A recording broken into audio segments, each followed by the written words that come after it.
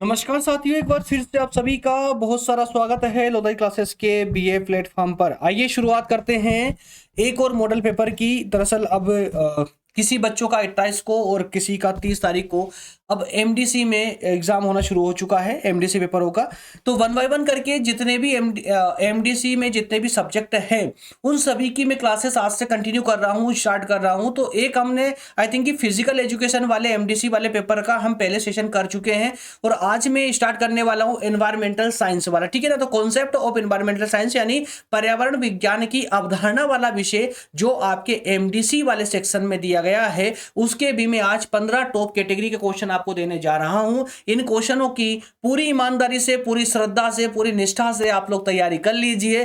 Paper में एक भी क्वेश्चन आपका बाहर नहीं जाएगा, ये मेरा प्रॉमिस हमेशा की तरह इस मॉडल पेपर में भी बना हुआ है। जी हाँ, तो चलिए शुरुआत करते हैं। और एक बात विशेष आप बच्चों, सभी बच्चों के लिए जो फर्स्ट ईयर के स्टूडेंट हैं, जो भी सेकेंड ईयर की क्लासेस मेरे साथ में इसी यूट्यूब प्लेटफॉर्म पर डिटेल क्लासेस कॉलेज स्टाइल में लेना चाहते हैं, डिटेल में पढ़ना चाहते हैं, पूरे साल भर मेरे साथ हो, सिर्फ सेकेंड ईयर ही नहीं बल्कि थर्ड ईयर तक कंप्लीट पढ़ना चाहते हैं, वो जल्दी से इस चैनल को सब्सक्राइब कर लीजिए और बेल आइकन को भी प्रेस कर ले ताकि ये चैनल आपके रिकॉर्ड में बना रहे, कहीं इधर उधर ना हो जाए। अन्यथा फिर से एग्जाम के टाइम पे आप लोगों को परेशान होना पड़ेगा, है ना। तो पूरे साल भर थोड़ा थोड़ा पढ़ते रहिएगा, आपकी स्टडी की जो यात्रा है वो बहुत आसान हो जाएगी। चलिए फिलहाल शुरू करते हैं अपने सेशन को और देखते हैं आज के कौन कौन से मोस्ट इंपोर्टेंट क्वेश्चन होने जा रहे हैं। ठीक है, सब्जेक्ट का नाम मैं फिर से एक बार रिपीट कर दूं, कॉन्सेप्ट ऑफ एनवायरमेंटल साइंस यानी पर्यावरण विज्ञान की अवधारणा, जो आपके एमडीसी में पेपर है। क्लियर है। पहला क्वेश्चन आज का एमडीसी में होने वाला है, पर्यावरण विज्ञान का अर्थ और इसके अध्ययन की आवश्यकता स्पष्ट करते हुए आधुनिक जीवन एवं भविष्य के संदर्भ में इसके कार्यक्षेत्र यानी स्कोप और महत्व की विस्तृत विवेचना कीजिए। अब दोस्तों मैं एक क्वेश्चन को यहां पर एक्सप्लेन करूंगा, उसके बाद सभी क्वेश्चन एक जैसे होने वाले हैं। कैसे, देखिए जैसे इस प्रश्न में क्या पूछा गया है, आपको फोकस कहां पर करना है वो ध्यान रखिएगा। जैसे यहां पर आपका जो मेन कॉन्सेप्ट है वो पर्यावरण विज्ञान है, ठीक है ना। अब पूछा गया क्या क्या गया है इस मेन कॉन्सेप्ट में, एक तो इसका अर्थ पूछा गया है, क्लियर है। उसके बाद में इसकी अध्ययन की आवश्यकता पूछी गई है, यानी इसकी आवश्यकता क्यों, इसकी प्रासंगिकता क्या है आज के समय में, क्लियर है। एक आवश्यकता पूछी गई है। वहीं आधुनिक जीवन एवं भविष्य के संदर्भ में इसका कार्य क्षेत्र पूछा गया है और इसका महत्व पूछा गया है। कुल मिलाकर 4 कॉन्सेप्ट आप लोगों से इस प्रश्न में पूछे गए हैं। तो जो टर्म, जो कॉन्सेप्ट पूछे जा रहे हैं उस पर आपका फोकस होना चाहिए प्रत्येक प्रश्न में। हर प्रश्न में यही मेन चीज होती है कि प्रश्न तो पढ़ सभी लेते हैं, लेकिन एग्जैक्टली क्या पूछा गया है पहली बार पढ़ने में जिसको समझ आ गया, समझिए कि उन्होंने प्रश्न को अच्छे से एनालाइज किया है। वो जब प्रश्न को अच्छे से एनालाइज करना सीख जाते हो तो आपको कभी प्रॉब्लम आती नहीं। जितने अच्छे से आप प्रश्न को पढ़ोगे, समझोगे, उतना ही अच्छी आपकी आंसर राइटिंग होने वाली है। क्लियर है ना। चलिए आगे बढ़ेंगे। अगला प्रश्न है, वेदों में पर्यावरण की भारतीय समग्र अवधारणा की विस्तृत व्याख्या कीजिए और बताइए कि यह आधुनिक पर्यावरण विज्ञान से किस प्रकार भिन्न है। ठीक है ना। तो वेदों में पर्यावरण के क्या अवधारणा दी गई है यह समझाना है, साथ में आपको बताना है कि आधुनिक पर्यावरण से ये जो प्राचीन पर्यावरण की जो अवधारणा थी वो किस प्रकार से अलग है, भिन्न है। प्रश्न नंबर 3 है, रामायण भारतीय पर्यावरण के समग्र दृष्टिकोण को कैसे प्रस्तुत करती है, यानी कि पर्यावरण को, भारतीय पर्यावरण को रामायण में कैसे दर्शाया गया है और रामायण के विभिन्न पात्रों, घटनाओं के माध्यम से प्रकृति के प्रति सम्मान, सह अस्तित्व और धार्मिक जिम्मेदारी की भावना को विस्तार से समझाइए। तो कुल मिलाकर मेन कॉन्सेप्ट जो है वो आपका रामायण है और रामायण के अंतर्गत जो पर्यावरणीय दृष्टिकोण को दिखाया गया है उस दृष्टिकोण पर आपका पूरा प्रश्न आधारित है, याद रखिएगा।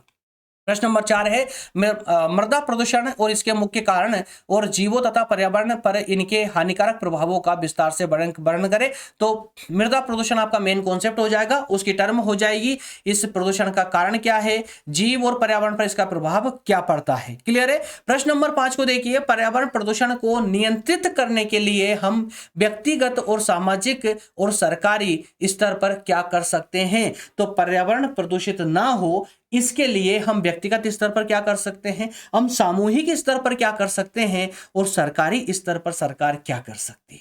क्लियर। ये 5 प्रश्न आपके सामने कंप्लीट हो चुके हैं, जल्दी से स्क्रीनशॉट ले ले या नोट डाउन करना है तो नोट डाउन कर लीजिए। आगे बढ़ेंगे नेक्स्ट क्वेश्चन की ओर। अगला प्रश्न है, प्राचीन भारतीय ग्रंथों में वर्णित कृषि मौसम विज्ञान की विशेषताओं का विस्तृत वर्णन करें। तो यहाँ पर प्राचीन भारतीय ग्रंथों में जो कृषि मौसम विज्ञान दी गई है उसकी विशेषताएं बतानी है, और साथ में यह ज्ञान आज के कृषि परिवेश में किस प्रकार से प्रासंगिक है, किस प्रकार से उपयोगी है, यह भी आपको बताना होगा। प्रश्न नंबर 7 को देखिए, ओजोन परत के क्षरण के कारणों और इसके हानिकारक प्रभावों का विस्तार से वर्णन करते हुए संरक्षण के लिए किए गए प्रयासों या परिणामों की विवेचना करें। तो कुल मिलाकर 4 टर्म आपसे यहां पर भी पूछी जा रही है कि ओजोन परत में जो छेद हुए हैं उसके पीछे कारण क्या है, वो जब छेद हो गए तो उसके हानिकारक प्रभाव क्या होंगे, और इसके अलावा उस क्षरण को रोकने के लिए कौन कौन से प्रयास किए गए हैं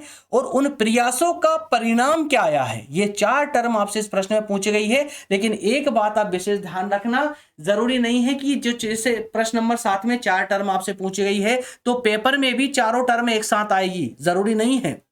आपको पढ़ के कंप्लीट जाना है।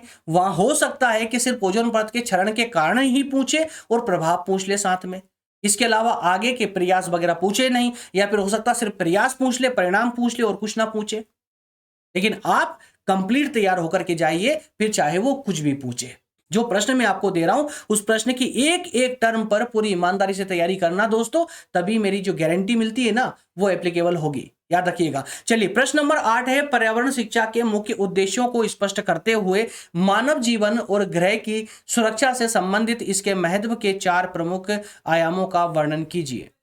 तो यहां पर्यावरण शिक्षा के उद्देश्य बताने हैं आपको, मानव जीवन और ग्रह की सुरक्षा से संबंधित इसका महत्व बताते हुए 4 आयामों का वर्णन यहां करना है। प्रश्न नंबर 9 को देखिए, संपोषणीय विकास के लिए पर्यावरण संरक्षण और आर्थिक विकास के बीच संतुलन की आवश्यकता स्पष्ट करते हुए इसे प्राप्त करने में आने वाली चुनौतियां और उनके प्रभावी समाधानों की विवेचना कीजिए। प्रश्न नंबर 10 है, पर्यावरण और वन संरक्षण में MOEFCC की विभिन्न पहलों और योजनाओं का विस्तार से वर्णन करें। तो दोस्तों ये जो MOEFCC है ये पर्यावरण संरक्षण की एक संस्था है, याद रखिएगा, ठीक है। तो इसको भी आपको यहाँ डिकोड करने की आवश्यकता होगी। 10 प्रश्न आपके कंप्लीट हो चुके हैं, जल्दी से स्क्रीनशॉट ले लें या फिर नोट डाउन करना है तो वीडियो को रोककर नोट डाउन कर लीजिए। आगे बढ़ेंगे, प्रश्न नंबर 11 से स्टार्ट करेंगे।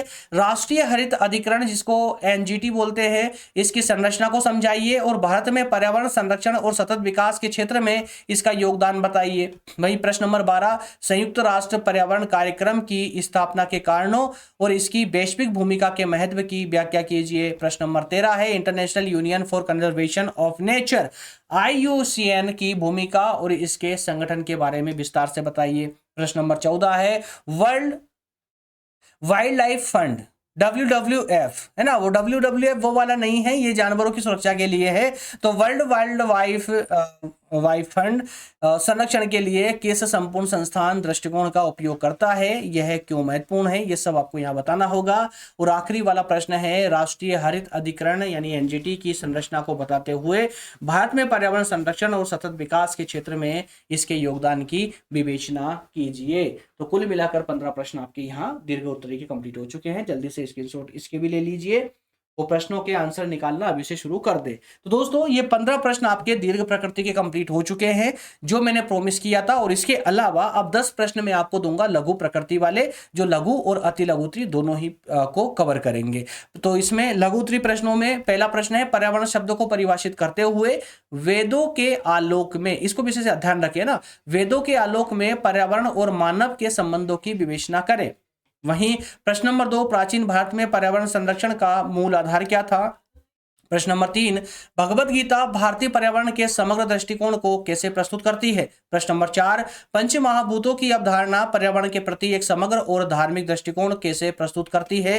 प्रश्न नंबर 5 है, ई अपशिष्ट प्रदूषण क्या है और इसके इसके सही प्रबंधन के लिए क्या कदम उठाने चाहिए। प्रश्न नंबर 6, प्राचीन भारतीय मौसम विज्ञान में आपदा प्रबंधन की अवधारणा बतानी है। प्रश्न नंबर 7, ग्रीन हाउस प्रभाव के कारण, प्रभाव और इसको नियंत्रित करने के उपाय कौन कौन से हो सकते हैं। प्रश्न नंबर 8 में देखेंगे वेदों में बताए गए पर्यावरण संरक्षण के नैतिक और दार्शनिक विचारों का वर्णन। प्रश्न number 9 international union for conservation of nature की स्थापना कब और कहां हुई। और प्रश्न नंबर 10 भारत में जैव विविधता के संरक्षण में एनबीए की नियामक और सलाहकार भूमिका क्या रही है, मूल्यांकन करें। तो 10 प्रश्न आपके ये लघु प्रकृति के भी आपके सामने हैं। तो कुल मिलाकर आपके प्रश्न हो जाते हैं 25। कैसे?